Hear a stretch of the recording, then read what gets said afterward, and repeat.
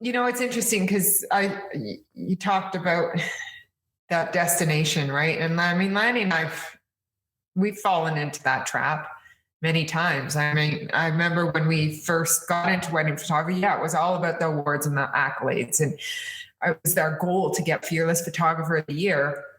And now you have 200 of them. Well, and I got there. I did get there, but when I got there, it wasn't a sense of arriving anywhere. It was like a sense of what have I sacrificed to get to a place that I don't even care about? Not that I like Fearless Photographers. I think they've done for the industry in terms of changing the trajectory of wedding photography. But you're talking about awards in general, but specifically that one, because the work that I won Fearless Photographer of the Year with, I was not proud of at all, because it was work that was good enough to get me attention to photographers and work that was good enough to get me Fearless Photographer of the Year, but it was work that didn't speak to my soul in any way whatsoever. It was all eye candy.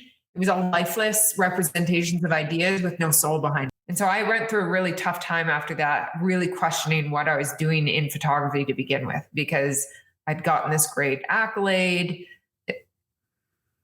I felt like the worst photographer in the world and I felt super dishonest. That's the weird thing about it. And as a result, the work shifted. Mm-hmm. Yeah. It was a realization. Mm-hmm. I feel like the work matured and grew into different places because of that. Yeah, for sure. Yeah. And it's kind of a reflection of the goal, again, the result itself, if it's not the right motivation. Right. But it's interesting. Mm-hmm. I say that this is a human thing because we all tend to, it is human to look at this destination and kind of overlook these steps in between. But the weird thing is that like I could probably guess, Erika, and I think you've already said so much too, but getting to the destination, thinking that the validation is going to eliminate self-doubt, it's going to improve your confidence, it's going to eliminate imposter syndrome, it's going to do all these things. And you get to the destination and realize, nope, those things are still there. And that was something that I need to deal with on my own. And I still need to deal with on my own. Yeah, totally. It doesn't have the effect that you think it's going to have. And you end up sitting there going, now what? Yeah, exactly. And the now what? I mean, and that's, the ultimate sort of realization is that meaning that we're all looking for is found not in the destination, not in the awards, not in the end results, not even in the process. I feel like it's found, and this is really hard, and it's easy for me to sit here and say, but it's much harder to put into practice. It's found in the struggle, it's found in the questioning, and it's found in the unknown of everything.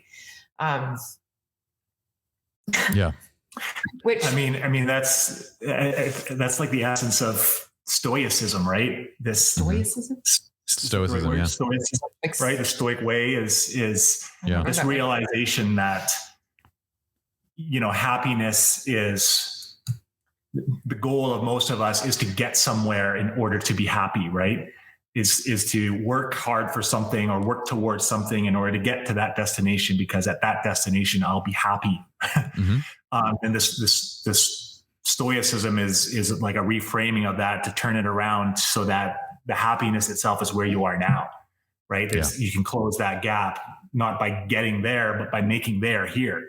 Like this life is awesome. This is actually what I want to be doing. Right. And then, that's gratitude, that's appreciation. That's, and I keep reminding myself this right now when we're working so hard on this thing to birth this thing out to the world. It's just an insane, monstrous project, and tendencies to be focused on, okay, once it's out there, once it's complete, once it's finished, it's out into the world. Reminding myself that I'm going to look back at this time in our life when we were creating this thing, and there's something special.